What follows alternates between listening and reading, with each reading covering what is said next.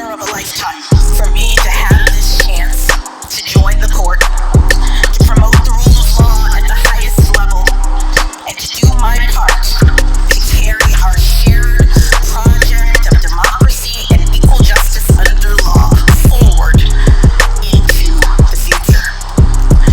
Thank you again, Mr. President and members of the Senate, for this incredible honor.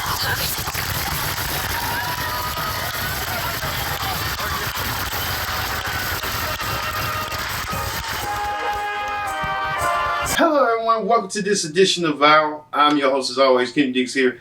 As we talk about, history has been made. For the first time ever, a black woman will be a Supreme Court of the United States Justice. Yes, Ketanji-Brown-Jackson has made history after a confirmed vote by the Senate, 53-47. Ketanji-Brown-Jackson makes history of becoming the first black woman in U.S. history to do so as a Supreme Court Justice. Thank you all for watching this edition of Viral. I'm your host, Kendrick Dix. A joyed day, overjoyed, feel excitement that Ketanji-Brown-Jackson has done it. She will go down the record books as the first black woman in U.S. history to become a Supreme Court Justice. This all was a long overdue hearing, confirmation hearing, and finally with the votes 53 to 47. Yes, 53 to 47. Ketanji-Brown-Jackson will become the next Supreme Court Justice.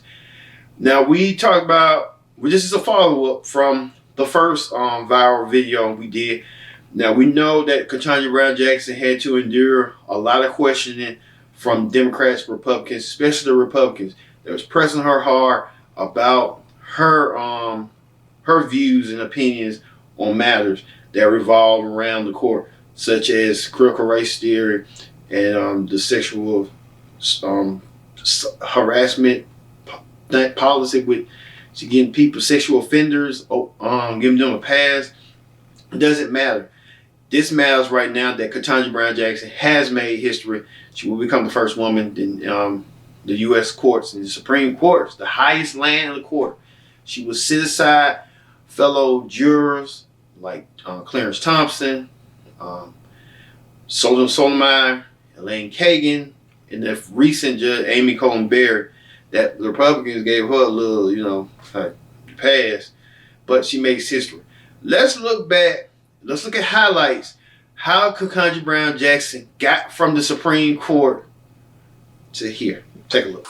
Tonight, a moment 233 years in the making. On this vote, the yeas are 53, the nays are 47, and this nomination is confirmed. Judge Ketanji-Brown-Jackson cementing her place in history. Cheers ringing out in the chamber, senators wiping away tears, members of the Congressional Black Caucus crowding in the back. Republicans quickly filed out, walking past Mitt Romney of Utah as he stood applauding. Romney, along with Susan Collins of Maine and Lisa Murkowski of Alaska, the only Republican senators to vote yes. At the White House, President Biden and Judge Jackson watched together, hand in hand. The president tweeting this video. All right.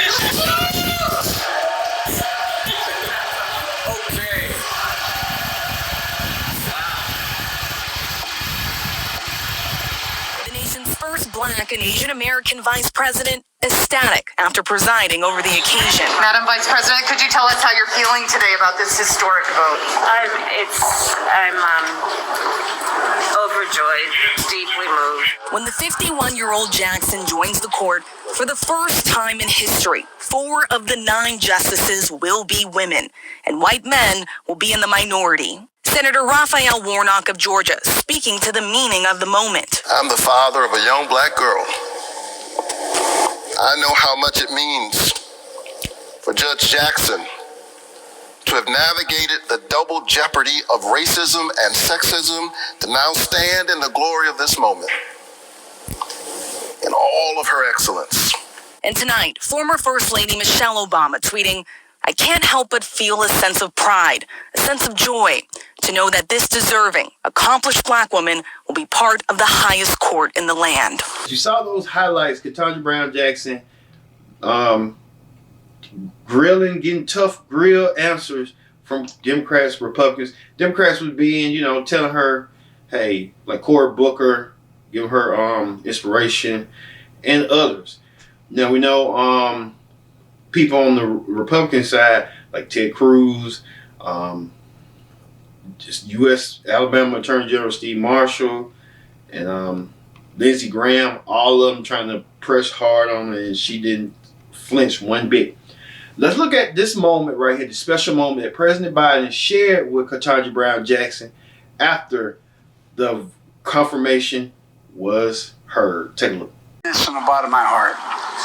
This is going to let so much sun shine on so many young women, so many young black women, so many minorities, that it's real. It's real. We're going to look back, nothing to do with me. We're going to look back and see this as a moment of real change in American history. Now, yesterday, confirmation was heard. Ketanji Brown Jackson elated, joy. Even President Biden elated and joy. This moment is finally happened, and it can happen to a nice little lady, and she deserves it. And to see what she can do in the high court, her black girl magic, we'll see. All right, let's see what you people had to say about Ketanji Brown Jackson making history, and making history indeed, to become the first black U.S. justice right now.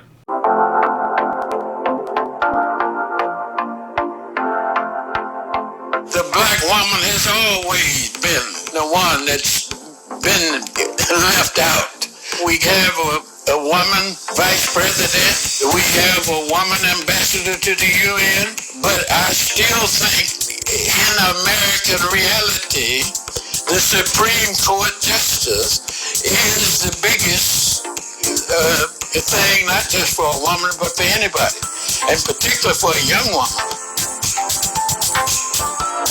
Dear President Biden, hello. I'm a 11-year-old girl from Washington, D.C.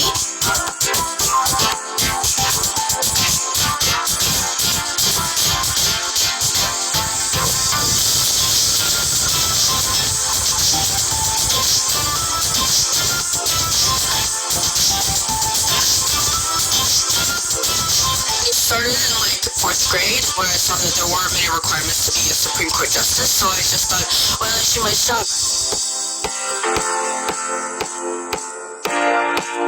It made me feel like I was honorable and important. I see a woman with passion and a dream. They, the young black women, are the future. My great hope is that every black woman will be inspired by Miss Brown Jackson to the extent that they will take the torch and run with it. You know, as old saying goes, what do you call a Supreme Court justice who got confirmed by one vote? Justice. And she got confirmed by, of course, more than a margin of one vote. And I felt so lucky. I was at the White House yesterday for a meeting, and I was waiting to go in, and a door opened up. And it was just a couple of minutes after the news came through, and she came through the door. And you could just feel what an amazing moment that is, not just for her, but for the country. The country's a better place. The court is a better place because somebody of her qualifications, and yes, somebody of her life experience, is going to be on that bench making decisions. I love that. I feel, you have also broken ceilings. And I think what Cory Booker said is something we need to be reminded of all the time. Do not let anything take away our joy. Yeah, at the glass ceiling you broke, at the glass ceiling Ketanji Brown Jackson broke. They can't. Absolutely. They can't take it away. As you've been talking about it, we've been through a pretty rough 5 or 6 years as a country, especially on issues of race. But yesterday, we saw a black vice president who's a woman announce a vote to send a black judge to the United States Supreme Court. The first time ever. just wondering, given all the challenges we've had, what does that moment mean? Oh, it meant so much to me. I have 3 daughters, 2 granddaughters. I really sat down with them 2 years ago, a little over 2 years, and I asked them what were the undercurrents floating around out before the South Carolina primary. And one of the things had to do with the Supreme Court, the fact that no black woman had ever been seriously considered. And there were 4 women that had been on the Supreme Court. What's this about, they would say to me. And that's why when I sat down with Joe Biden to tell him that I planned to endorse him in the South Carolina primary, but I thought it would be helpful if he made it very clear that if given the opportunity, he would break through that glass ceiling. He made that promise, and he's kept that promise. And he nominated, and we have now seen confirmed, an outstanding judge who I think will be a magnificent jurist. And he made that promise in Charleston, South Carolina, meaningful for so many reasons. I'd love for you to also talk about this moment for those too young to recognize how much has happened in this country just in the past 50, 60 years. See, I can't even understand it myself because of American heroes like you. When I started first grade in 1969 in the outskirts of Meridian, Mississippi, I started in an integrated classroom. Right. But for the life that you've lived and so many black Americans have lived, talk about the arc of what you've seen in your lifetime and why it's so important now to move past what we've seen the past 5 years and continue moving toward a more perfect union. Well, I'm glad you put it that way, because when I try to say to people all the time that when we look at these things, we have to see the glass as being half full rather than half empty. And the problem that we've had in recent years, I think, is that everybody wants to focus on the glass being half empty.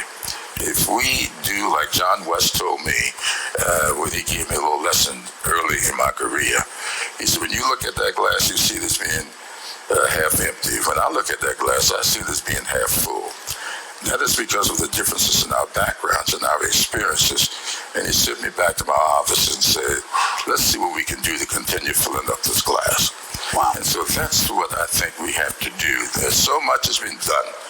This president has passed the Rescue Act. He's done the bipartisan infrastructure bill.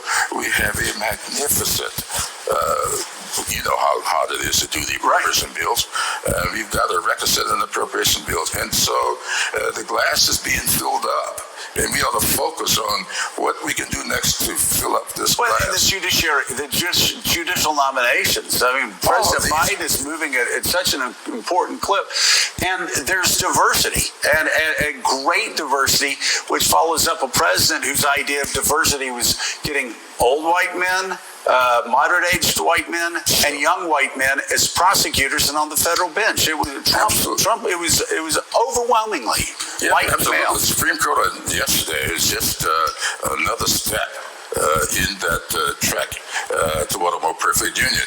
Look at the appeals court judges. Look at, he's done, 11 African-American women to the appeals court over the years. That equals all the others put together before him. Wow.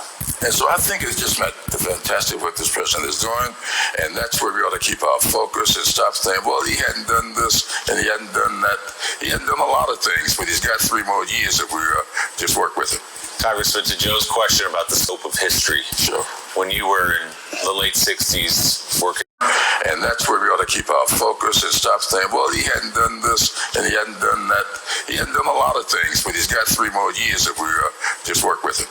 Congressman, to Joe's question about the scope of history. Sure. When you were in the late 60s working around Orangeburg and the massacre at South Carolina State, when you're working at the Charleston hospital strike and all the things you did, could you have ever seen this day a black woman on the Supreme Court? Yes, I could. My mother told me when I was a teenager, you stay in school, you study hard, you stay out of trouble, you can see your dreams fulfilled. For sure. I saw this. At the Critics' Choice Award, 7, and this nomination is confirmed.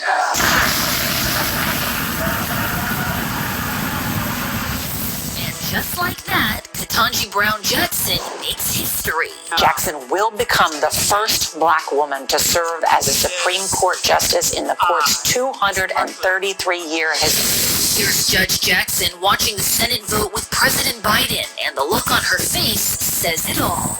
At 51 years old, Jackson will be the second youngest justice, and her appointment marks the first time 4 women will serve together on the High Court.